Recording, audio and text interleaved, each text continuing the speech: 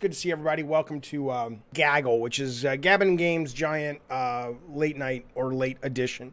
So we do it a little bit later. It's a little bit more chill. We put it up on the podcast. It'll stay up on YouTube.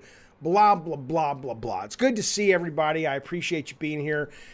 I want to show you something. If you're driving around, if you're listening on audio, don't worry. I will describe it to you, okay? I'm going to save this until the end, telling you what this is. But I came across this when I was prepping for the show, and I wanted to share it. So if you're not looking at your screen, this is a picture, a real picture. It is not photoshopped. It is in Tokyo. This happened last week. And in the image, what you've got is a camera is filming from about maybe a block and a half away from the park where they did a lot of Olympic stuff in a previous Olympics there. And you've got all these people stopping, and their cell phones are up and their cameras are up, and they're taking a picture, and I'm shitting you not, of this giant head. This woman's head is literally in the sky looking out at the city, looking out at the people. This is not trick photography. This is not forced perspective. This is not Photoshop. This is a real thing that happened in Tokyo last week, and I'm going to tell you what it is a little bit later in the show, but I did think it was pretty entertaining and pretty interesting and fascinating to look at and go, what the, because at first I really didn't know what it was. Okay. But I want to talk first about something that came across my radar. This represents probably, like, I have never seen the kind of open greed and money grab in the story that I'm about to tell you about. I mean, I can be sneaky, like if marketing's like, hey, what can we do to make more money? I remember back when we were talking about Twisted Metal 2012, and you know, we would have conversations even back then about microtransactions, and I was like, look, man, I don't want to do any of that shit. But we would still talk about, hey, we could do this, we could do that. You know, the only thing we ever did, and it had nothing to do with microtransactions, it had to do with just making sure that, you know, the used game market didn't gut sales of Twisted Metal 2012. So, I mean, I've been down the road, even though, thank God, we never pulled the trigger, on thinking of pretty devious ways to extract your cash, okay? I've never seen anything like this before. This is a video that I saw on NeoGAF. A guy was on his Xbox and he was playing Madden, the new Madden. I couldn't believe this was real. I've been waiting for somebody to debunk this. This is a guy named Fly God, and his title is, are EA Sports, basically Madden 22, charging extra? And I'm going to show you what they're charging extra for. Here you go. Here's the video. All right. I think I just discovered something by accident. I think EA and Madden are charging for ray tracing.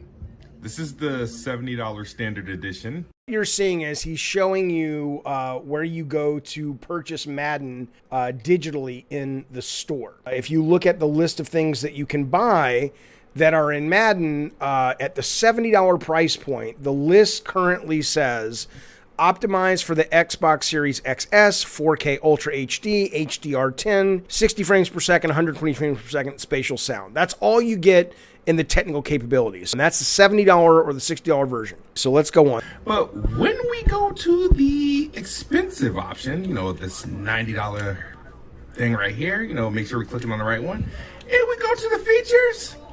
Look at this. Ray tracing. Why is it on that option? You have to pay $20 more to get ray tracing for your copy of Madden. I have never seen anything like this in my life. So, of course, my first response to this is that's ridiculous. I would never do it. EA can go fuck themselves. And, you know, honestly, if you want more evidence that core gamers are being marginalized and sort of start to need to get used to AA and indie games, this is kind of a warning. This is kind of a warning, which is like, fellas, this is a trial balloon. They're basically seeing if you're going to bite, okay? And I guarantee you, a lot of people are going to bite. And I know, like Rathy in the chat is saying EA milks the living shit out of FIFA every year. I assume it's the same for Madden. It is, but it really is like, I just bought a brand new PS5. I just bought a brand new Xbox Series X, and it's like, it can do all this great stuff, but you know what? If you want the DualSense turned on, if you want the haptic feedback turned on, you basically need to pay extra for that. I guess Sony could say we won't publish games that do that, and frankly, if I was Sony, I would be having a shit fit. I would be saying you can't do this. Joe in the chat says ray tracing is absolutely being charged for. I paid money for a few games that included ray tracing. Yeah, but I've never seen it as a menu item. I've seen it like if you want the kind of the really fancy version, that's why we're charging $70 for Ratchet and Clank. But the idea that you're now going to pay $90 and you're going to get a better looking game because of it when you've just purchased the machine that allows that, that's a little crazy, right? So at first my initial reaction is, fuck this, it's never going to work. But then I started thinking, Ratchet and Clank Rift Apart, one of the best things I played this year. I said it's a classic. It's not a Game of the Year contender, but it's a classic. It's a phenomenal game. And I've never played a game that looks as good as it does. And if somebody showed me on TV or something the way it looks, if I paid that extra $10, $15 and I'd go, oh, it'll look like that. You know, I mean, EA is a data-driven company. They don't take a shit until the focus groups have told them and the pollsters have told them, hey, it's shit time. I don't know. I guess maybe I would do it. I played a game a couple of months ago called, it was some Lego game. It wasn't the ones you're used to. It was actually quite cool. I don't remember what it was called, but it was Lego something. And instead of being like crazy, cute, little funny Traveler's Tales Lego, it literally was like a puzzle game where you're trying to get a piece of Lego from one end of the map to the other. It literally felt like playing with Legos. There was no branding or anything other than Lego. And there was a ray tracing version of it. And my computer couldn't run it that well. The frame rate was fine, but whenever I had the ray tracing on, it did really weird shit with shadows, so I ended up turning it off. But when I got to experience it with ray tracing, I'd never seen anything that looked that real on my computer screen before. It felt like I could reach through the television and actually pick up those Lego bricks. So, I don't know. EA may be like, yeah, it's shitty, but you'll fucking pay for it. And maybe they're right. Rathy in the chat says, I'll pay less, even if it means less fidelity. No fucking way am I paying $90. I hear you. But this is the world we're in. So this is a chance, fellas. If you really believe what you're saying, put your money where your mouth is. I don't really play Madden. It's too complicated for me. This will have to hit a game that I'm excited about, and then I'll figure out how I'll respond. But if you're a Madden player, you guys are behind the wheel right now. You're steering this ship for the rest of us. Don't choose this. Don't fuck it up. Here comes the money. Here we go.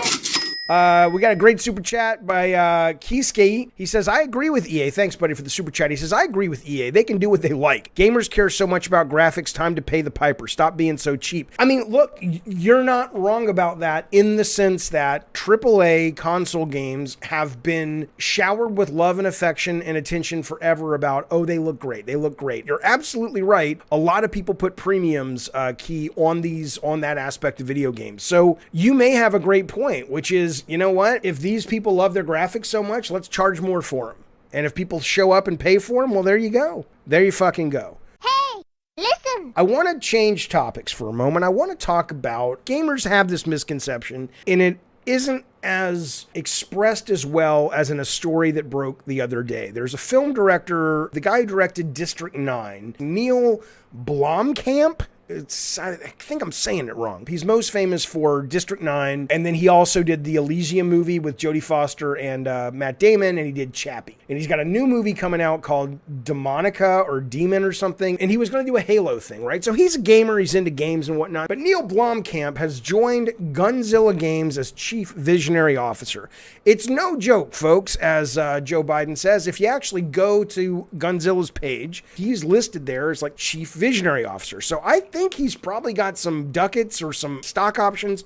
This is a company that has been able to raise $25 million from a fund. They're not currently with a publisher. They may be trying to self-publish. I don't know. It's run by one of the guys who ran the Crisis team. They've got a lot of shooter experience and whatnot. So they bring this guy Neil Blomkamp in and they say, hey, we want you to sort of lead the creative vision of the project. It reminds me very much of what happened with Bruce Straley and Neil Druckmann, right? Now, and this is what he says. He's saying the right stuff. But this is where we get into the misconception. But here's what he says, which is, at least it's nice to hear a director or someone from entertainment outside of games come in and say this. He says, the difference from directing a movie, it's not acting like a single point that guides the creative team, which is what a film director is. Blumkamp added. It's making sure you're integrated into the team in a real way. Now, that's a great thing to hear. I'm glad to see it. I'm glad to read it. He says, when asked if his new role at Gunzilla is similar to that of George Martin from Software's Elden Ring, he says that is thinking in the right way, but he was reluctant to go into specific details. As for why he's getting into games, it's the same old song and dance. He thinks it's the next art form of the 21st century, blah, blah, blah, blah, blah, blah, blah. But ultimately, he's not a designer. In fact, he says, I don't have experience as a game designer, but I have other expertise that I think I can bring that will make the game interesting. So that's why I'm saying it reminds me of the Neil Druckmann, where he took care of story and he took care of vision and all that. And then you had Bruce Straley, who was more moment-to-moment granular gameplay, right? So on one hand, you go, well, this is kind of cool. This is kind of interesting. I am curious how involved he'll actually be. He's not the lead writer. He's not the lead designer, so he doesn't have to be there 24/7, but he acknowledges he needs to ingrain within the team, and I'm sure he will. But it'll be real interesting to see how important his work and his ability and his creativity actually infuses this new title. I am always curious about the deals though, right? Because if it's a marketing deal, it's different. Like I was actually playing or was it Apocalypse? I think it was Apocalypse from Bruce Willis, PS1 on an emulator the other night. And Apocalypse, if you remember, was one of the first games to really get a big name with the assumption that, hey, this is going to help us sell more copies. And they paid Bruce Willis $1 million for his likeness, although you couldn't tell in this game, low poly PS1 era. But he was on the cover and all that, his voice, and I don't know if he did mocap or whatever. And he got $1 million and it was a big story, right? Nobody bought the game. It was a good game, but nobody gave a shit. But ultimately, if this guy's being brought in and it's a marketing move, it's a dumb marketing move. It's not like you're bringing in The Rock or Michael Bay or Zack Snyder or Steven Spielberg. 95% of the world doesn't know who the fuck Neil Blomkamp is, right? So I don't think it's a marketing deal.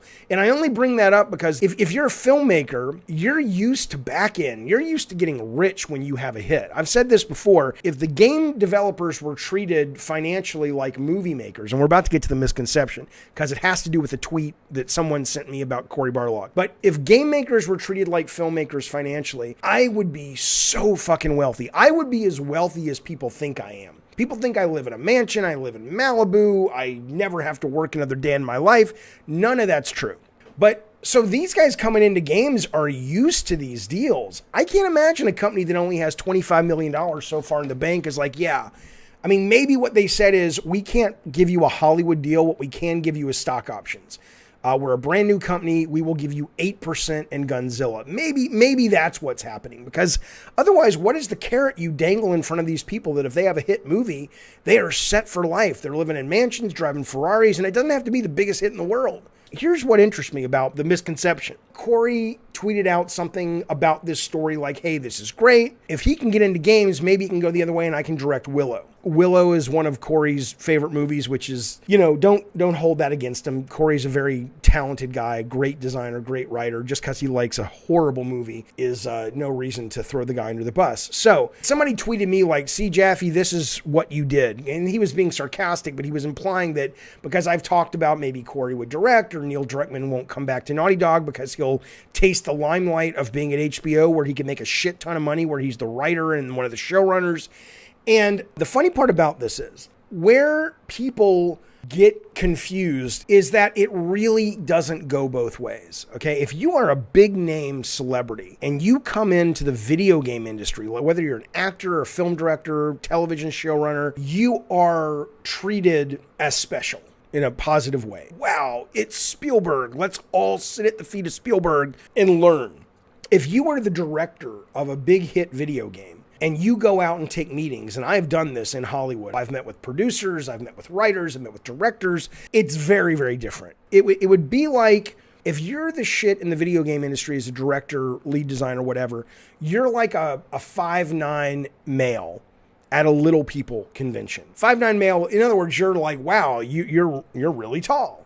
But that's if you are in video games. If you then leave that little people convention and go out into Hollywood, if you're taking these meetings, you are now 5'9", and everyone else, for the most part, most people are 5'9", because that's the average height, and the shits are like 6'2". That's a terrible analogy. I know, I'm sorry. But the point is, it doesn't go both ways. And so this idea that now because Corey's made a hit game, or I've made some hit games, or even Neil has made some hit games, Neil could become a great film director if he wants to. Corey could become a great film director if he wants to.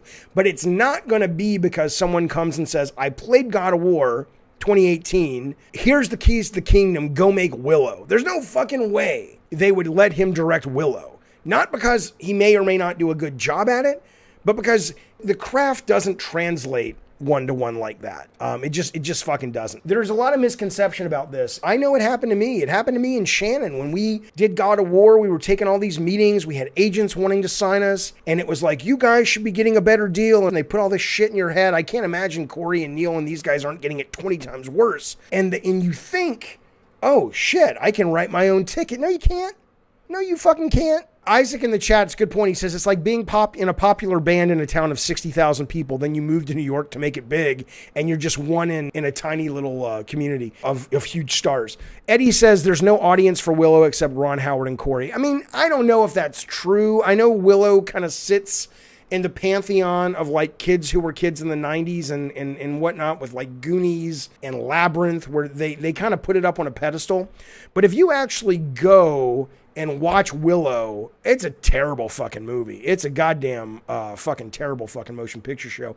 But anyway, we'll see what happens. But it would be nice if it worked. But that's the story of what's happening over at Gunzilla. And of course, I wish him well. I love the idea of new ideas coming into the industry, but we'll see. I'm really rich. Let me get these super chats, and I want to talk about Jade Raymond a little bit. But first, a super chat from Jose. He says, why didn't Sony make an RPG with all their IPs together? It's a good question. It's a good idea, honestly. But I think the fact that you don't have, as far as we know, an All-Stars, a PlayStation All-Stars 2, or if they rebrand it, or that we don't even have a kart racing game or a racing game with all the characters. The fact, we talked about this a couple weeks ago, the fact that they could make Mod Nation Racing and nobody stopped to go, wait a minute, really? We're doing this racing game that's pretty good. We're doing this racing game with a track editor and stuff, and we're going to just make some new fucking characters up that you can customize. And why are we doing this? Why don't we just make it the PlayStation kart racer and sell extra characters and all that shit? So the fact that those two genres haven't been touched yet, I think to do an RPG, you're talking a much bigger investment,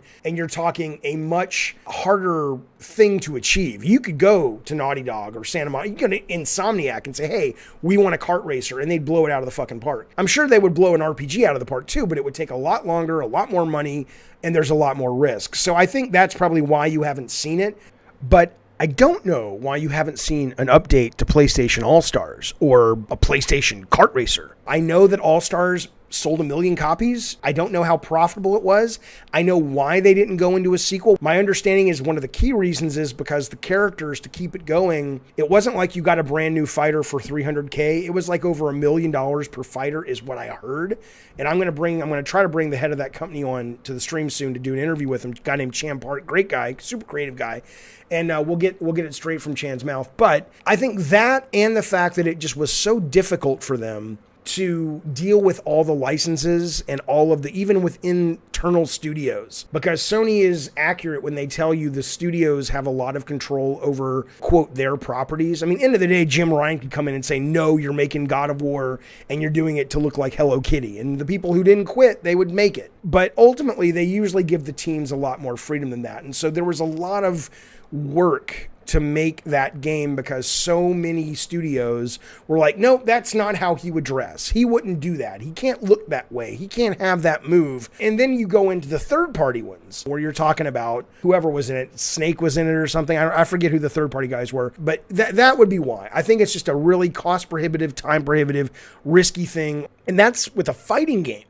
Now take all of those headaches and all of those challenges and deal with deep story and characters evolving and the much bigger cost of making RPGs. I think that's why you won't see Sony PlayStation Kingdom Hearts for a while. But again, as I said, I don't know why there's no new PlayStation Fighter or PlayStation Kart game. No clue. Jose says, I was thinking more like an indie pixel style. Yeah, I mean, whatever the case. I don't think Sony would do a game like that, frankly. I think Sony is so all in on the big budget, photoreal, showing off the hardware, spinning the big ducats.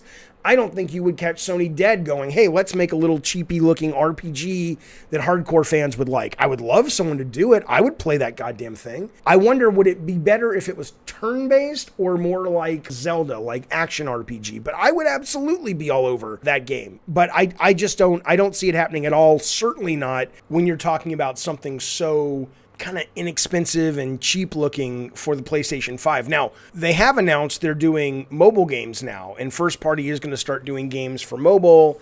So I think that could be a heck of a cool game that you could ultimately have on PSN, whatever you're playing on. But I think that may be a place for more of like a throwback. I mean, that'd be really cool, because usually with these throwbacks and stuff, you're throwing back to the origins of the characters. I don't know if it would be better to throw the characters back to the way they were when you first saw them. So the first time you encounter Gabe Logan in the RPG, he looks like he looked in PS1, or you go to a time they never even existed, where you're talking 8-bit, 16-bit, and you're like, wow, I've never really professionally from First Party seen these characters done in that way. And then the question becomes, do you tie that into the story? Is it something like one of these meta things where they've gone into like Wreck-It Ralph or Tron or something, and there's an awareness that they are being drawn different, or we just don't even acknowledge it. Like the game has been greenlit and I'm actually working on it. But no, man, all you have to do is look at the passion that a lot of Sony fans have for the brand. These characters are beloved, and at a crass way of putting it, there's a lot of money being left on the table, but at a creative way of putting it, there is, I think, a hunger for these sorts of mashups where it's like Homecoming, where you get to see all these characters again, even if they can't necessarily sustain a full video game at a $60, $70 price point. It's still just really cool to have this opportunity to hang out with these characters that you love, that you haven't seen for a very long time. I would be stunned if there's no one at Sony right now really going, we're sitting on a gold mine, fellas. We need to do something with this. All right, I want to talk about this. So this is, look, it's rare I want something to fail. And I certainly don't hope for video games to fail. And I certainly don't hope for a game to fail that's led by someone like Jade Raymond. I've never met the woman, but I talked to Shannon, who worked with her, and I talked to a number of people who worked with her, and apparently she's the real deal. She is a great creative manager. And if Shannon Studstill, who ran Sony Santa Monica, who produced the God of War games, if she's telling you that Jade Raymond's the real fucking deal, you better fucking listen, right? So I don't want to see Jade fail, but here's what's interesting about this.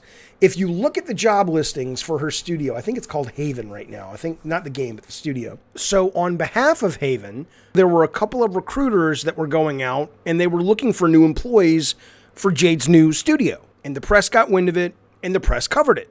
Both of them made it very clear. It said, look, man, we're looking for people to come work with us to help develop an original intellectual property. And then it says a Sony exclusive games as a service game. So that's what they're making. Okay, now again, we don't know if it's going to actually ship. It's very early, but it was clearly an idea Sony liked, and they're making a games as a service game. Okay, so think about this. This is why I think some people will want it to fail. I don't want it to fail, but a lot of the people I engage with on my chat, on here, on my Twitter, all of those places. I mean, the truth is, all I hear from you guys, you hate games as a service. We talked about what EA is doing. You hate the nickel and diming. You hate the fact that these games are costing more money. You want it to basically just continue as is. And Sony so far has been the sort of protector of that. They're like, EA can't do it. Konami's not doing it. I'm sure you saw that Konami got rid of their PE, whatever the fuck, their soccer game, totally rebranded it e-soccer or e-football, and now it's free to play. Everybody who's third party, they're all going to service. Sony, up until this point, has been historically a, what is that word I'm looking for, fellas? They've been a haven. They've been a haven for that kind of game at that kind of scope. And it's like, at least Sony is keeping the light alive, right? And, you know, Phil Spencer talked about they want to do games like that too. We'll see if the proof's ever in the pudding there. But for Sony, we know it's true. Well, I'm going to tell you something. If Jade and Haven's game works, you can start to say goodbye to the big budget games for the most part that are single player narrative games. It doesn't matter what Jim Ryan says today. It doesn't matter what Herman Holst says. If I had Herman Holst on speed dial, I would call him and say, Herman, what if Jade's game becomes the next Fortnite? Well, we're still going to make the single. No, you're not. No, you're not. Eventually you're not, because here's why you're not going to do it. Because look, ultimately, the Sony people in charge of the ducats, well, they're sitting there looking at their spreadsheets and they're going, wait a minute. You want us to spend $240 million on a single-player game? A single-player game gets played once. There's very few microtransactions. Yeah, we'll make a nice big profit on it, but we could just spend $40 million like we spent on the Haven game, and we're making close to Fortnite money. We're making close to Clash Clans money. Are you out of your fucking mind? Why would we risk that? My fellow Sony big shots, fellas and filettis with the keys to the executive washrooms, the golden goose we've been squeezing eggs out of for decades is on the way out. We got this new golden goose. Fuck the old one. Let's chase this new money, baby. Sony's not going to be immune from that kind of financial responsibility. They would be irresponsible if they continued on the track, if a game like Haven flies and they prove that they can pull this off.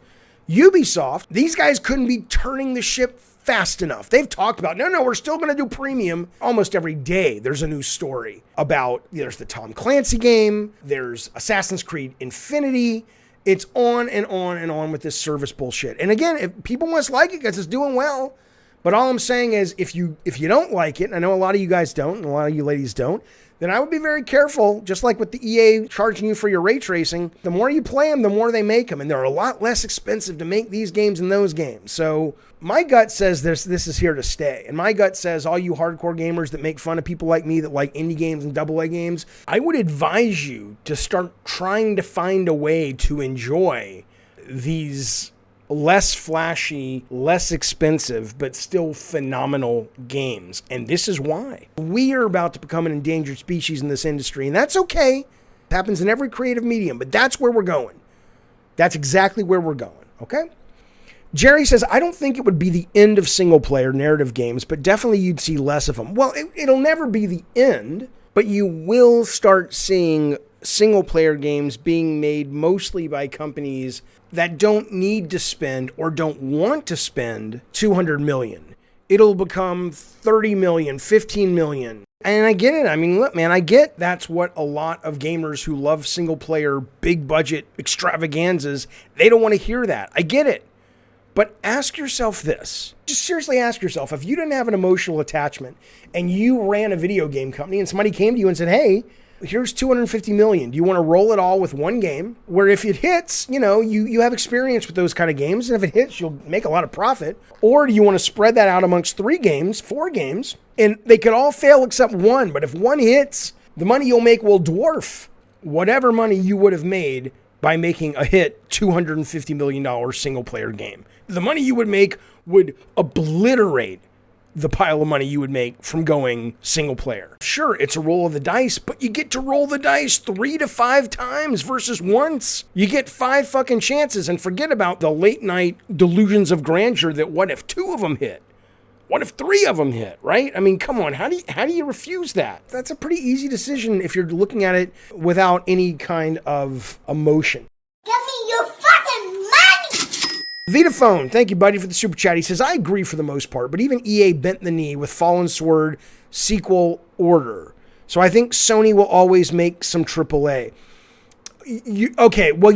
Well, yes-ish, right? The only reason I think you got Fallen Order is because they signed a deal with Lucas or Disney.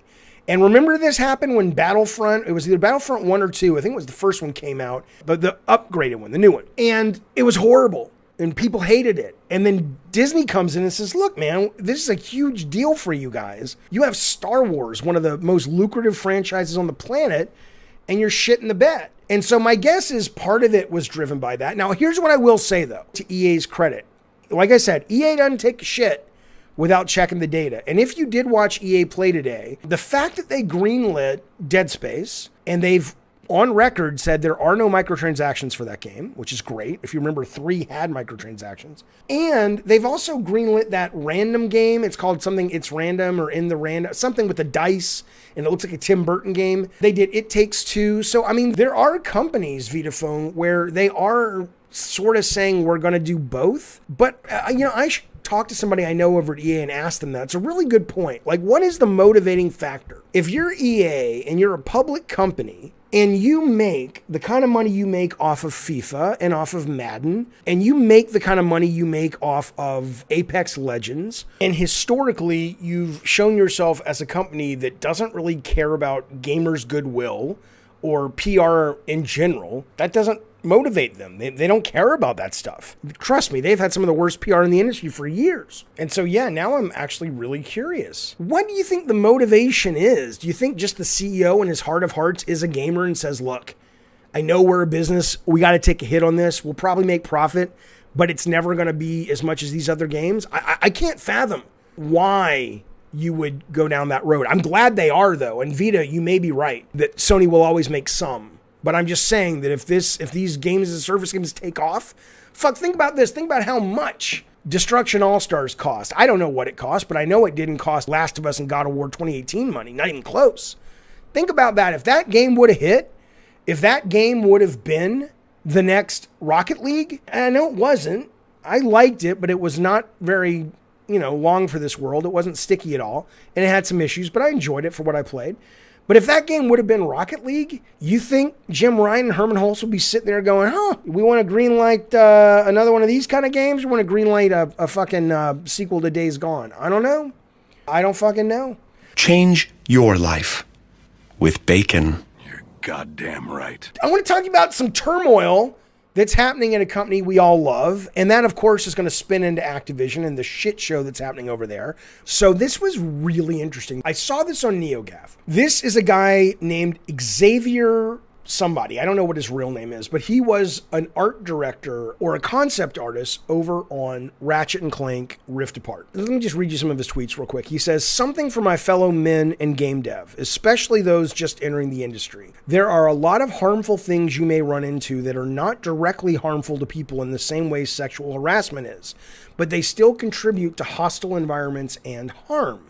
When I was on the latest Ratchet and Clank game, there was an incredibly heated discussion that happened between the game director, art director, lead writer, the lead character, technical director, and myself. He says it was about Rivet, the female Lombax, the female lead. He says the discussion or argument really was basically about whether we should make Rivet look more stereotypically female, feminine looking. Should she have wide hips, wider hips, visible breasts, or bumps in her suit, and other physical traits we normally associate with cartoony women? The argument broke down like this. The game director and art director wanted her to have a visibly, fairly stereotypically feminine look.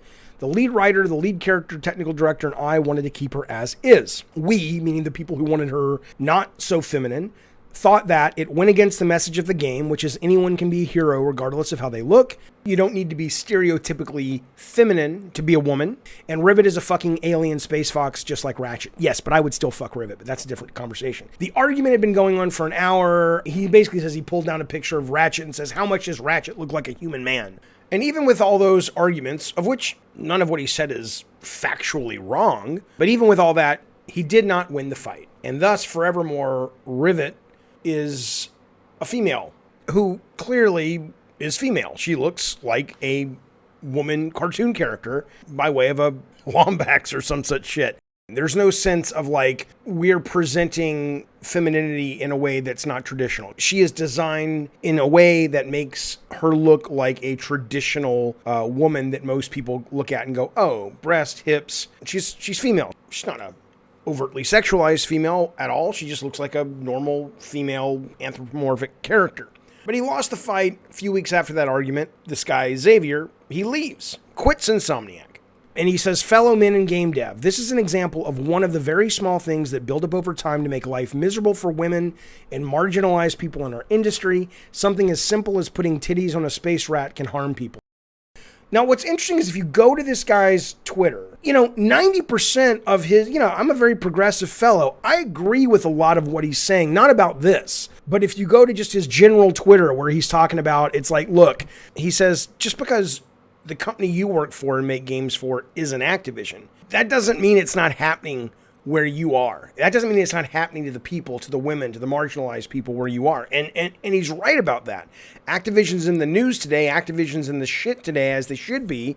But he's got a point. It's clear that this is systemic. It's baked into the cake of the system. So I agree with this guy on a lot of stuff.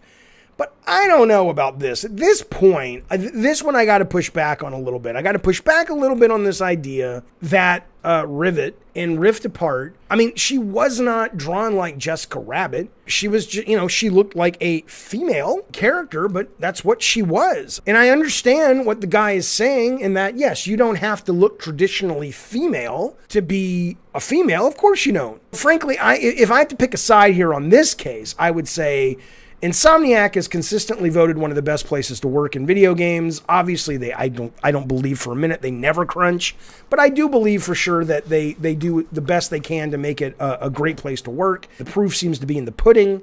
But in regards to this particular game, I would say if I was on the team and I was making that call, I would say, are you kidding me? You think this is too feminine? It's like, yeah, we could make her look male. And I don't mean like muscular like a He-Man, but we could take her boobs away, take her hips away, take her butt away. You're basically advocating for non-binary characters. You don't want them to be either. And that's okay. That's a fine position to take. But that's not who the character is. In Xavier's defense, though, he is probably upset, like a number of people, just decent humans, let alone people who work in or around the video game industry, are upset, given all of the allegations that have come out about Activision and how horribly they treat women at Activision. So I can forgive the guy. I can forgive a lot of people on days like today for just being so angry and so surprised and so shocked and so mad that maybe we're all expressing ourselves at a 10 and it's pure passion and anger right now, which I get. Why would you respond any other way? Let's talk about Activision. This came out yesterday, okay? I want you to think about how big a news day yesterday was when it comes to sexual harassment in the video game industry. When you have Kotaku breaking a story where they've interviewed over 15 people at Ubisoft Shanghai about bro culture, toxic work environment, sexual harassment, and that story gets buried because the story of California suing Activision. The wheels are coming off the wagon, and it's about goddamn time. But this particular lawsuit, and I'm going to ask my own attorney. I got to talk to him next week anyway and say, what are the ramifications of this? I think the ramifications of this, if Activision loses, is going to be huge. Here's what happened. There's a department in California called the California Department of Fair Employment, and their job, it's a very noble job. They go around and they try to make sure that companies are following the law in terms of treating people right, hiring correct, not discriminating. If you read Activision's response to this, they're like, I don't understand. We did everything right. Of course they're going to say that. I know people are innocent until proven guilty. I think they're guilty as fuck because they have a pattern of behavior, okay, when it comes to just being a fucking rotten, evil company. When it comes to China and their relationships with China and how they basically kowtow to China, when it comes to not paying taxes, when it comes to getting tax credits from Americans, when it comes to laying people off, and Bobby Kotick is making record profits. Bobby Kotick made $150 million last year. It tracks, as the kids say, okay? But anyway, they come to Activision, they say, look, we worked with you guys for 2 years. We were investigating all of these complaints about bro culture and sexual harassment and women not getting equality in your company to men, women of color not getting even as good as the non-women of color. It's just a shit show. And they finally said, fuck it, we're suing you. We're going to sue you. We spent 2 years trying to work with you. Fuck it. Our investigation's done. We're taking you to court. So I want to tell you what they're suing for first. The story's great in that the ramifications could be really valuable and important. What they're suing for is punitive damages, back pay, and all this. But it's the punitive damages. You get this in front of a jury, and you get this in front of a jury in California, which is where it's going to be, which are historically liberal juries. Forget Jason Schreier's articles. Forget him breaking the story on Riot. Forget all this. will turn the ship, because these guys are going to have to pay big and deep. When they fucking put Bobby Kotick on the stand and they say, how much did you make this year? How much did you make that year? Bobby Kotick last year, by the way, made $154 million. The year before that, he made $30 million. The year before that, the year he didn't pay any taxes as a company, he made $30 million again. So they get Kotick on the stand and they'll say, hey, so how much did you make last year? Damn, that's a lot, says the prosecuting attorney. You guys are doing really well, record profit. So your employees must have all just shared in the windfall, right? So talk to me about that. What happened to your employees? What happened to this group of employees right here? But we laid them off. What happened this year? We laid them off. You had record profits. What happened to these people? We laid them off. You put him in front of a jury, you put him on a stand, and he's answering all these fucking questions. What, you think you're going to be found guilty and pay $20 million? Oh, fuck no. Oh, fuck no. This is the flare that gets sent up to the Ubisofts of the world. You don't want to be Activision right now, in my opinion. This is just going to get serious. I want to tell you some of the stuff that happened inside the kingdom of Bobby Kotick, our favorite little company, Activision. Let me read you some of the stuff from the actual complaint. It's about 26 pages. It reads like butter. I'm putting it in the stream right now. Go there and give that a read. That is the actual complaint, where you can find what I'm about to read to you guys as your bedtime story. Towards the top of it, it says, unlike its customer base of increasingly diverse players, defendant's workforce is only 20% women. Its top leadership is also exclusively male and white. The CEO and president roles are now and have always been held by white men. Very few women ever reach top roles in the company. The women who do reach higher roles earn less salary, incentive pay, and total compensation than their male peers. Defendants have also, meaning Activision, has also fostered a pervasive frat boy workplace that continues to thrive in 2021, after they knew they were being investigated for 2 years, continues to thrive. Reminds me of the Wolf of Wall Street. Continues to thrive. In the office, women are subjected to cube crawls.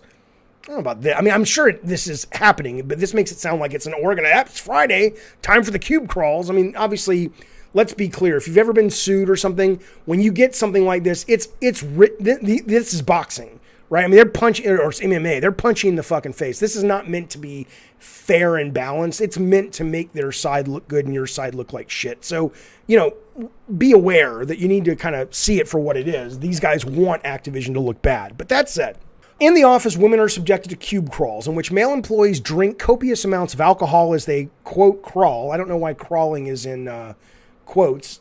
Are they doing something else that they're calling crawling?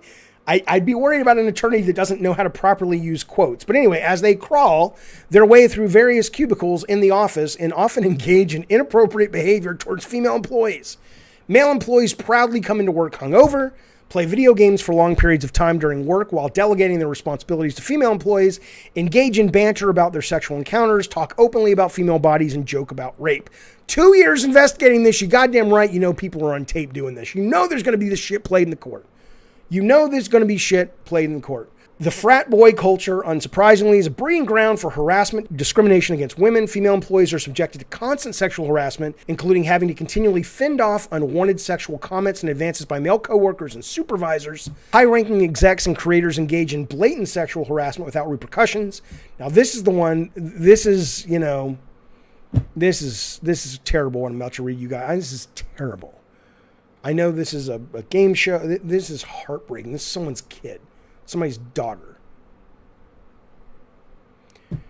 In a particularly tragic example, a female employee committed suicide during the business trip with a male supervisor who had brought butt plugs and lubricant with him on the trip. Now again, just because he brought them on the trip and just because tragically she killed herself, there's nothing in this particular document that suggests, I'm not saying it's not indicating that, but it's not like he's saying, you'd think that if he would have put these together and said, hey, come look at my lube and my butt plug, that would be in the document. But it wasn't. So that's a little interesting. But anyway, let's assume what they want us to think is accurate. In a particularly tragic example, a female employee committed suicide during a business trip with a male supervisor who had brought butt plugs and lubricant with him on the trip. Defendants continuously condoned the quid pro quo and hostile work environment. This same woman who tragically took her own life, allegedly they had a picture of her vagina that they were sending around an Activision Christmas party. I mean, and it goes on and on and on. As a result, female employees are subjected to retaliation, including but not limited to being deprived of work on projects, unwillingly transferred to different units, and selected for layoffs. Okay. What is staggering about this, though, is on the same day, this is not the same month, the same week, this is the same goddamn day. Earlier that morning, Kotaku puts out this story, which is the messy stalled reckoning at Assassin's Creed co-developer. This is Ubisoft Singapore. They're the guys who've helped on Assassin's Creed, helped on Far Cry. They're working on Skull and Bones. They've been working on Skull and Bones for 7-8 years at this point, okay? We have known for a very long time that Ubisoft, Montreal, Toronto, Quebec, Montpellier, and Paris, they've been widely documented in terms of all of these sexual harassment, toxic workplaces. But Singapore has escaped that glare. But now they're in the fucking spotlight. Listen to some of this shit that this guy did. Many of the toxic working conditions in Singapore happen under the leadership of, I'm going to get his name wrong. I don't give a fuck though. Under the leadership of Hugues Ricoeur, former managing director at Singapore, Ubisoft Singapore, who was responsible for overseeing its growth and how resources were deployed. The head was rotten, so the body was incapable of functioning, one developer said of this guy. Ultimately, he was forced out of Singapore, but then he was still given another job. It says developers were shocked to learn that he would remain in the company as production intelligence director in the headquarters, now responsible for operational matters. The company said the results of new leadership audit made it clear he couldn't carry on as a studio boss, but for many, the toxic management style people knew forever. And so they're like, you're telling me this isn't news. You knew about this guy. I'm not going to bore you with all the details. They exist. You can read the Kotaku report. I'll put it in the stream because this would just go, it would basically be me reading a litany of a terrible toxic work environment. And it's all the stuff you would expect. It's back rubs at the office. It's managers trying to get kisses from female employees, commenting on their bodies, making sexually suggestive and sexually lewd conversations about having tattoos in places that I'm not going to show you. I mean, it's just like, you know what, motherfucker? I get people get horny. You're at work, though. What are you, a fucking Neanderthal? That's not a compliment. You know, evolve. And if you can't, stay the fuck home and be the kind of guy who's like, you know what, he's just not evolved enough to come into the office. He offers quality and value to the studio, but he can't be around people because he's a fucking caveman. And that's okay. Go be that. And if you can find people in your life that are okay with that, great. But you don't bring that into a fucking work environment where other people have to be subjected to your idiocy and poor upbringing. And I'll tell you what, I can't even deal with people going, oh, but it's not like that at my company. It's not like that everywhere. No, it's not like that everywhere. But you know what? This news should be a fucking wake-up call to the people who act like this is not systemic, who act like this is not a real problem, who act like this is isolated. This is not isolated. Both of these stories, the Ubisoft story and the fucking Activision story, broke on the same day. There have to be ramifications. There have to be. I mean, look, in the case of Ubisoft, they are being sued. I think they're being sued by a union in France. It's Tommy Francois, who is the VP of Editorial and Creative, Sergei Hasakit, for taking advantage of his position in order to harass multiple people, several unnamed HR people for having actively participated in covering up and hiding the actions, and the Ubisoft CEO. All these guys are the ones being sued, along with a couple other ones. I've had lunch, by the way, with Tommy Francois and Yves Guillemot, right? I pitched them Drawn to Death back in the day. I just, at this point, all we can hope is that these motherfuckers lose their shit. Activision, no surprise, is denying all this. But Activision, I mean, man, their quality of character is consistent. Whether you're talking about not paying taxes, you're talking about China, you're talking about sexual abuse and bro culture in the workplace. This is Activision. And so assuming the allegations against Activision or Ubisoft, but in this case, Activision, assuming they're true, in that case, you know what? Fuck you, Activision. You deserve to be taken to the fucking cleaners. And I'll tell you something else. I wouldn't be bothered if some people were able to uncover the fact that people knew about this shit. If people knew that they were passing that fucking woman's vagina pictures around a Christmas party, and that is clearly one of the things that led her to commit suicide, some of these motherfuckers need to go to jail. Now, I know that sounds a little crazy. You can't send somebody to jail necessarily for being a shit person, but I don't know. There is kind of, I don't know if it's legal precedent, but there is fucking real life precedent. Okay, they literally sent a woman to jail for just via text messages suggesting that the guy, a friend of hers, kill himself. And the guy killed himself and she's in jail now because the judge is like, well, you didn't pull the trigger, but you gave him the gun, loaded it, and put it in his fucking mouth. If you're an HR person and you let this go and you knew about this, and then she took her own fucking life, come on. I mean, this is, I'm sorry. I say this all the time. I wasn't raised like this. I don't understand this, right? And maybe I'm not meant to. Maybe you have to be making so much money. You have to be making, I mean, you make 150 million one year. The previous year it's 30. The year before that it's 30. You make money coming out your butthole. Maybe just the way you see the world, you see people like ants or something. I don't know what it is. I don't understand it. All I can tell you, I'm certainly fucking glad that, I said this before, as bad as Bartlett Jones did business-wise, I mean, not that this should be a feather in our fucking caps, but we never treated people poorly, ever. Ever. We always respected people. It was always what we were about. I don't understand it. By the way, this is what they're being sued for. Compensatory damages, punitive damages, unpaid wages, injunctive relief, declaratory relief, I don't know what that is, equitable relief, prejudgment interest, attorney fees, and costs. Oh God, I hope if Activision did this, boy, I hope they get fucking fried. And I hope the Ubisoft guys get fucking fried. But here's the real question though. All right, now here's the real question. What are you fuckers doing? The people out there that are actively trying to get jobs in this business, I understand if you've been in the business for a while and this is all you know. I get that, okay? But if you're in your early 20s or whatever age you are and you're considering going into this business, or if you are a high school or a college kid or whatever going, I want to make video games, why in the fuck? From the stories of crunch to this sexual harassment, horrible environments at places like Riot, Ubisoft, Activision, to the fact that these companies bend the knee to China, communist fucking China, human rights violating China, Nazis light China government, not the Chinese people, but the Chinese government. Why in the fuck are you even considering going into this industry? I mean, I get it. You want to make your mark. You want to make games for others in the way the games inspired you when you were a kid, when you were growing up. You want to give that to other people. I get that. But look, shit's changed. 99% of you, because the games are so big, you're not going to have an influence on those games. Unless you get to be a Jaffe back in the day, or a Cory Barlog, or Neil Druckmann, or one of these guys or girls, and those are rare, and you've got to work in that business now for a long time to get those opportunities.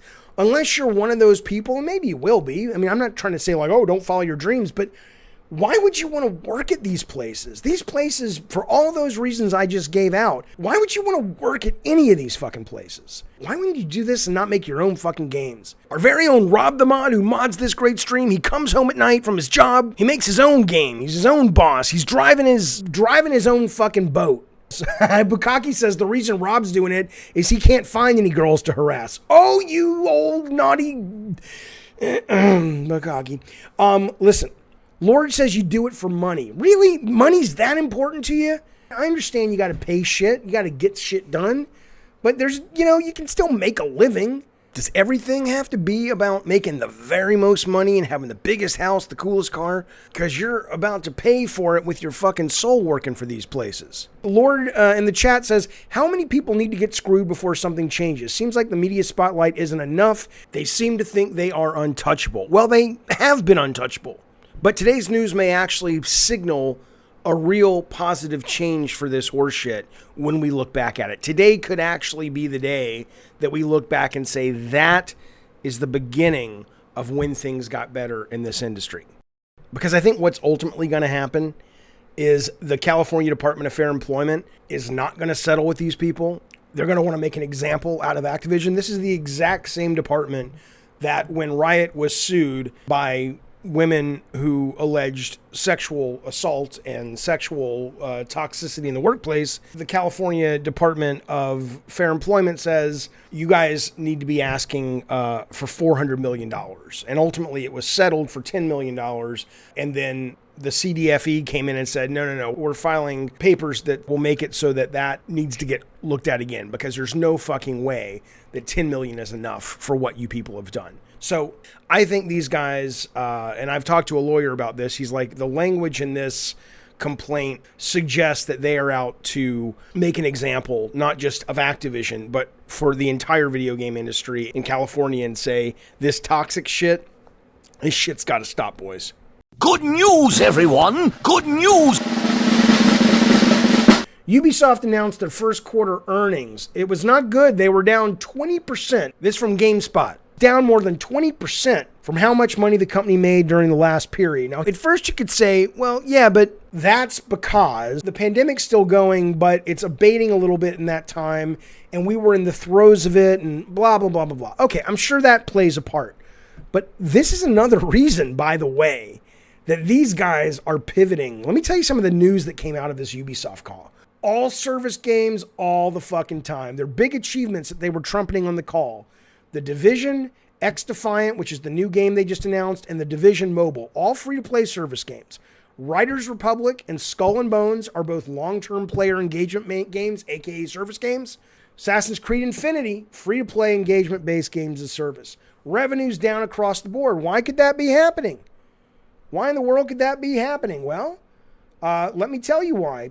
I think last Christmas or last quarter, you had Rainbow Six Siege, you had Assassin's Creed, Just Dance. Now you've got Assassin's Creed Valhalla, which was a huge hit, biggest brand in the AC world for them ever. But you had Watch Dogs Legions, which sold, what they said was Watch Dogs 2 sold 80% less opening week than Watch Dogs 1, and Watch Dogs Legions sold 50% less than Watch Dogs 2, right? So that was a flop. Phoenix Rising, they won't give you any numbers. There was one guy that misquoted. At first I was like, what? This is a reporter. And they haven't corrected this. He says the company CFO revealed this latest title, which is called Immortal Phoenix Rising, is doing well, and Ubisoft had sold over 108 million copies of it.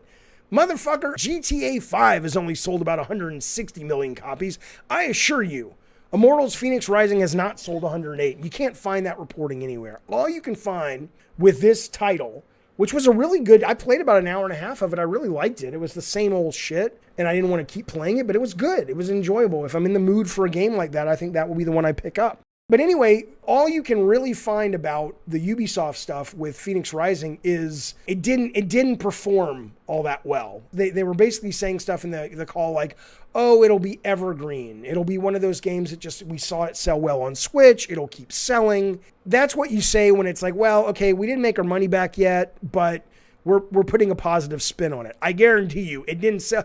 If that motherfucker had sold 100 million copies on the first game out of the chute, we would be talking about it like it was the next big fucking franchise. Nobody's talking about that goddamn game.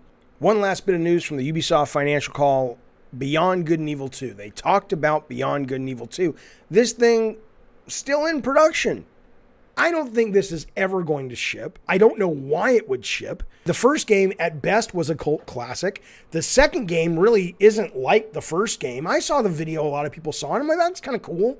That's interesting, whatever. But it's not enough to sort of commit the kind of money they would need to make this fucking game. And remember, Ubisoft, at least for the moment, is doing the Star Wars open world game. And Beyond Good and Evil sci-fi, and there's flying around big cities. Damn thing looks like Coruscant, whatever the goddamn place is called, the big capital of the Star Wars galaxy. God damn it, the place where the fucking, what's the guy's name? Obi-Wan jumps off the cars. No, that was Anakin. Doesn't matter. Point is, I can't imagine they're not looking at the team making Beyond Good and Evil and going, you know what? Nobody gives a shit about Beyond Good and Evil except a subset of a subset of a subset of niche gamers. Everybody wants an open world Star Wars. Everybody wants GTA meets Star Wars, or in their case, maybe sadly The Division meets Star Wars. Let's merge these people. They got experience flying around cities and open worlds and shit. Let's do it. My gut tells me there's no way Beyond Good and Evil 2 ever sees the light of day. So they talked about that on the call as well. Okay. Here comes the money.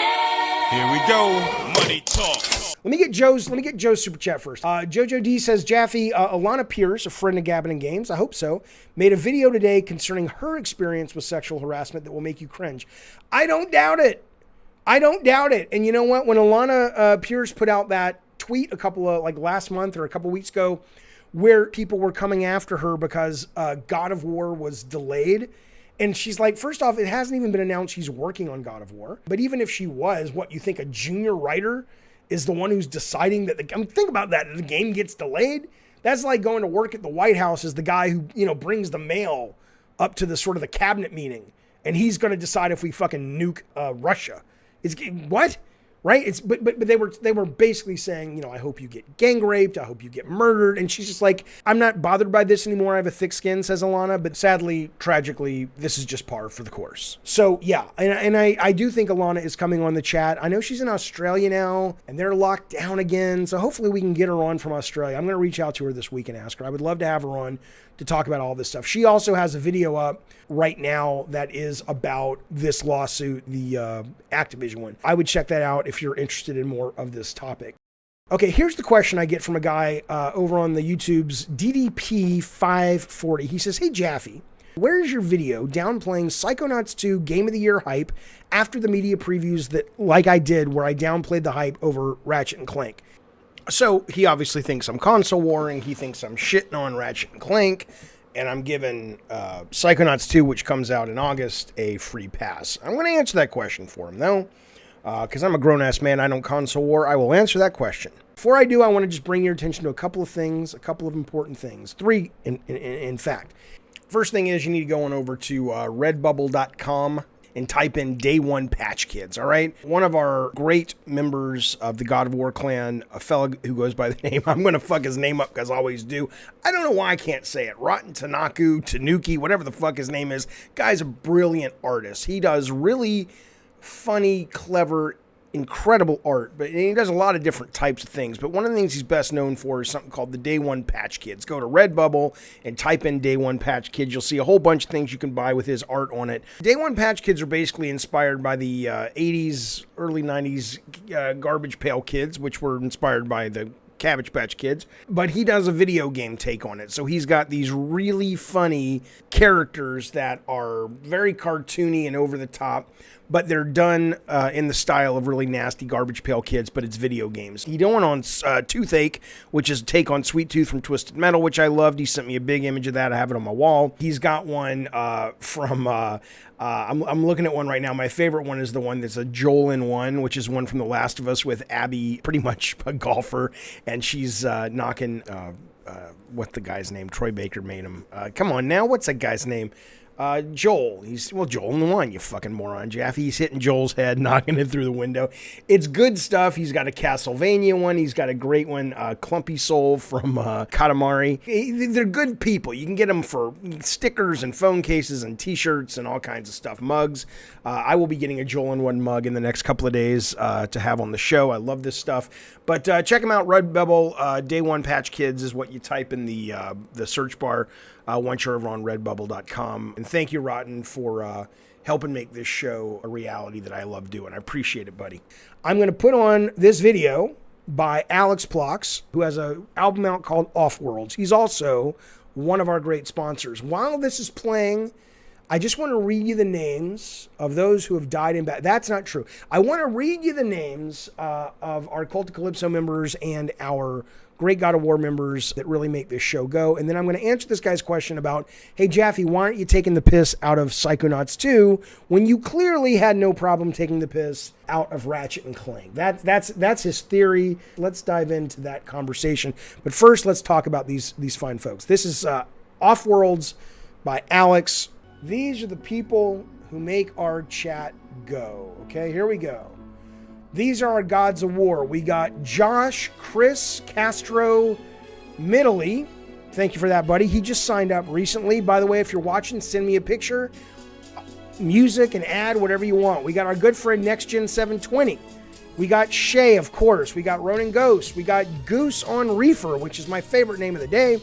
Spazbo, of course. Random Moose Brains. Ron Tanuki. And DW Octorok, who's done all of our great art, along with Trey Trimble. Zach Procrastinates. Alex Blocks, whose music you're listening to right here.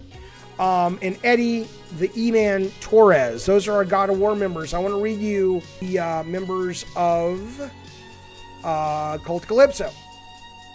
We have Johnny Mentology, thank you, sir. Nitro Gas, Andy Lee, Goods, G Strow 86, Corn 2040, Digital Diarrhea DD, Muggin Dude 26, Numnux 21, Good Sir Dane Barnes, Malachi 15, Oscar Gomez, Brian Dooley, Iron Jade, Spooky Z, Paria Faghihi, Mr. Rob, of course, Raphael Maciel Schneider, maybe?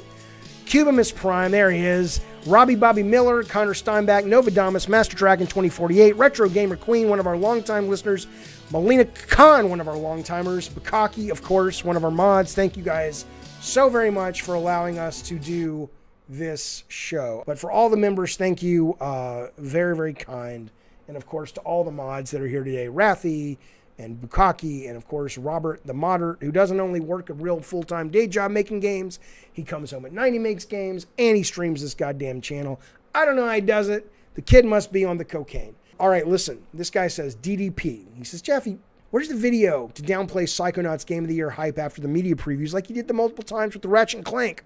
Look, let me tell you what's up. If you watch my Ratchet and Clank review, I say the same thing I said in the preview, which is there is nothing about Ratchet and Clank other than a couple of little things I pointed out that makes it a Game of the Year contender. It is the same game for the most part they've been making for a long time, but it is perfection. It is so well made. It is so beautiful. Other than the opening, which is not a very well written opening, it's a great story that just seamlessly blends into the gameplay. I said it's a classic, but I said I still stand by it's not Game of the Year, because my definition of Game of the Year is it has to be really unique and interesting and push the boundaries of the medium and explore the medium more than just basically doing kind of a big summer blockbuster, which is what this game is. Now, Psychonauts, I would disagree with you, DDP, that there are the same number of voices out there calling for Game of the Year awards for Psychonauts 2 yet. And that's one of the reasons I probably haven't said anything, because with Ratchet, it was a continual, this is a Game of the Year contender, and I was just like, what are you people talking about? You're not really seeing that with Psychonauts 2, so there's really nothing to respond to for the most part. However, that doesn't mean that I feel Psychonauts 2 may not be a Game of the Year contender. I mean, I haven't played it. I've only seen the previews that the press has put up. But what I've seen makes me go, I'm not ready to plant a flag like I was with Ratchet and say this is not Game of the Year. The stuff I've seen from Psychonauts 2 is pretty interesting, man. Does it look as good as Ratchet? Well, it certainly doesn't look as good as Ratchet. Will it play as good as Ratchet? I have no idea if it will play as good as Ratchet, but Ratchet plays like fucking butter. It's brilliant. So, this is not about yay, Xbox, boo, Sony. It's just about what you use to define your own personal Game of the Year.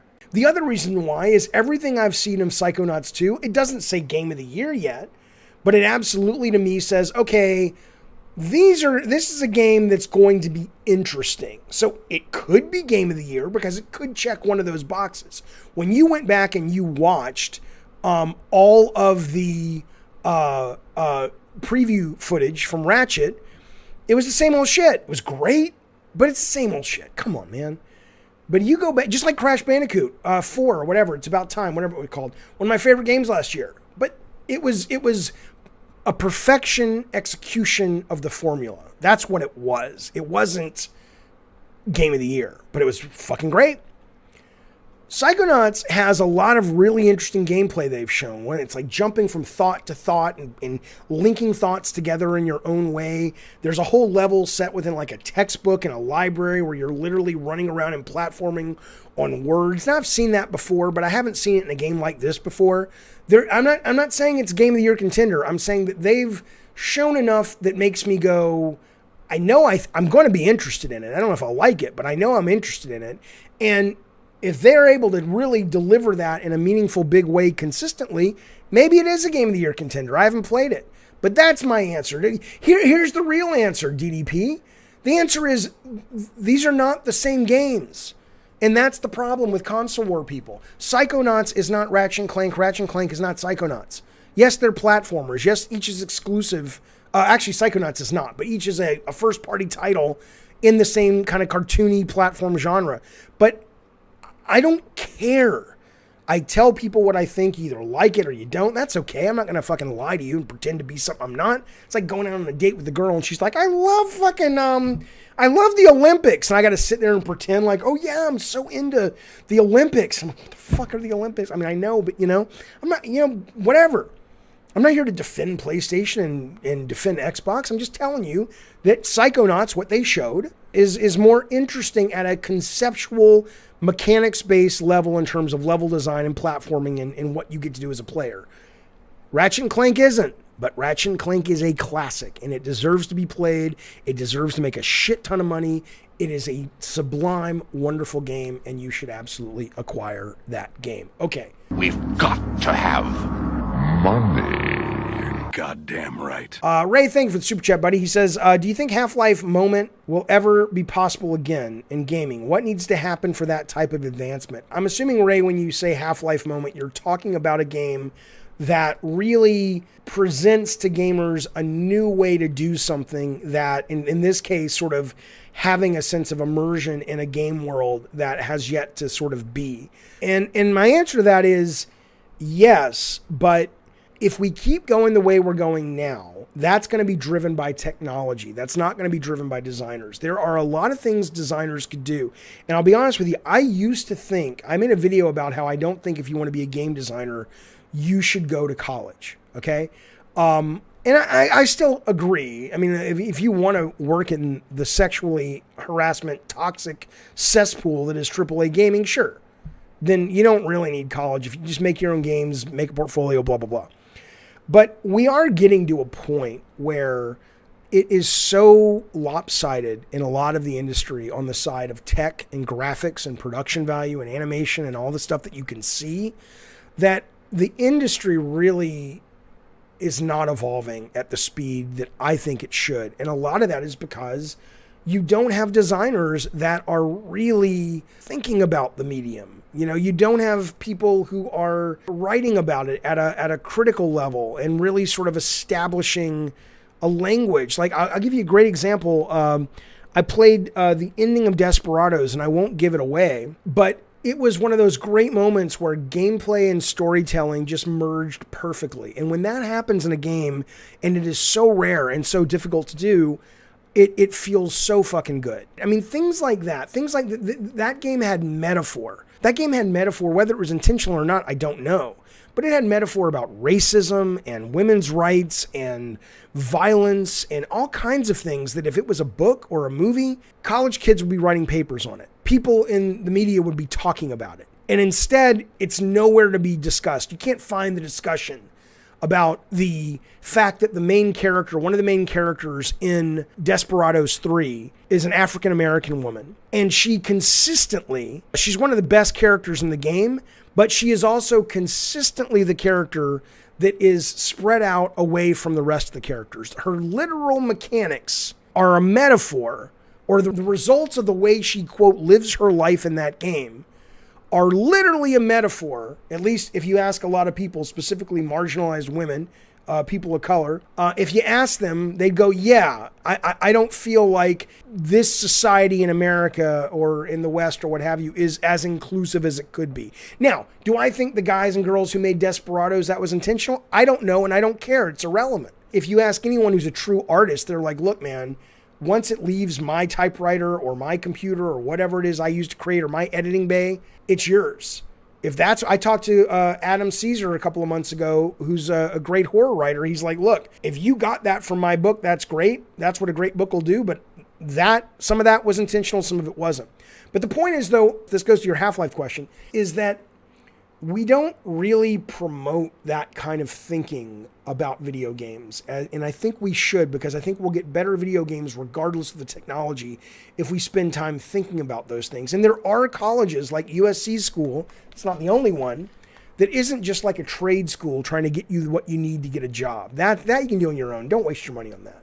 But if you really find yourself fascinated at the critical studies of video games and interactivity, I mean, it's not lip service. It is a staggering, complicated, fascinating medium that really is just, we're not even scratching the surface. And I don't mean this bullshit like cinematic games. Oh, now the acting's better. Oh, it looks like a movie. I don't mean that. I mean the nature of interactivity and how it affects you at a psychological level as a player. That is a deep fucking hole to explore. And I would love more designers to do it seriously. And as they do, I think we'll get more and more of those Half-Life moments, Ray. All one has to do is play virtual reality, which at first blows your fucking mind. You play Oculus Quest where there's no wires and you stand up and move around and lie on the floor and it all just works. It takes your space. I mean, it feels like you're there. But after about 3 or 4 weeks, the gimmick wears off and ultimately you're just playing another 3D shooter. The technology is only going to take us so far until the AI comes around and they can design this shit for us procedurally. So I think we need designers to give us those Half-Life moments. And right now we're not really set up as an industry to support that as much as we need to, in my opinion. That's my long answer to your good question. Brian says, I'd like to hear your thoughts from a dev standpoint on the Steam Deck. You think it will focus more on game development for the goal of going Steam? To me, I honestly don't think the vast majority of the world wants a portable PC game. I think there's shooters and stuff, but a lot of PC games they're better with a keyboard, they're better with a mouse. I think a lot of it is going to have to do with how well the games run and how good they look when you hook it up to a monitor or TV. And the fact that it's portable is great. But I think for me, it's a great entry point for people who haven't gotten into PC gaming. I think PC gaming is the best way to game if you can deal with some of the headaches, which are not what they used to be at all. I still hear people talking about PC gaming and talking about how there's all these drivers you have to install and all these bugs.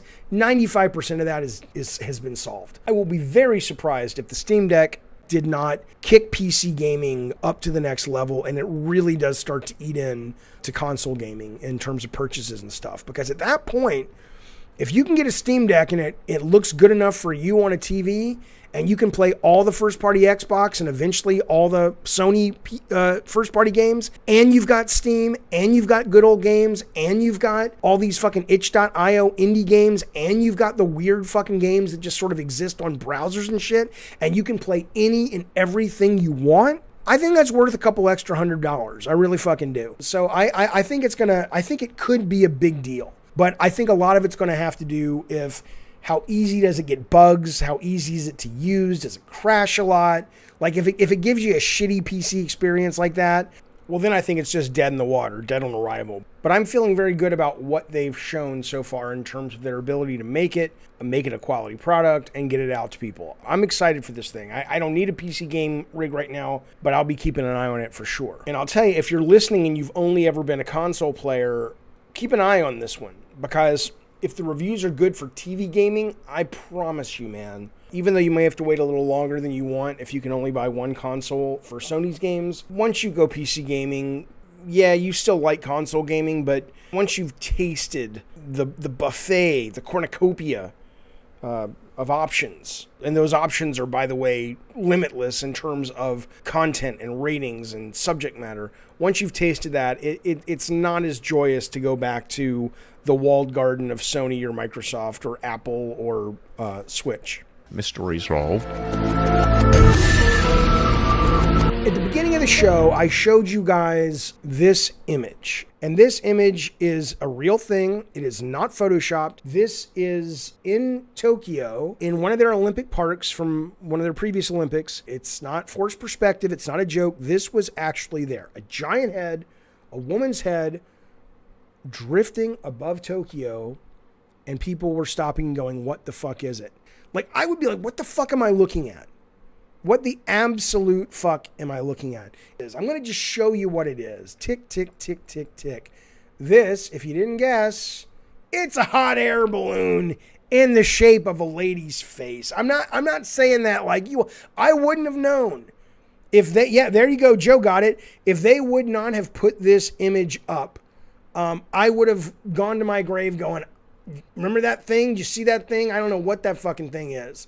But no, lo and behold, that's exactly what it was, Joe. You got it right. It was a hot air balloon in the shape of a lady's head.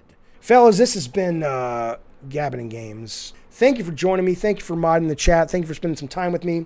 I will be back later in the week with some more streams, certainly on Monday, but maybe before that, probably before that.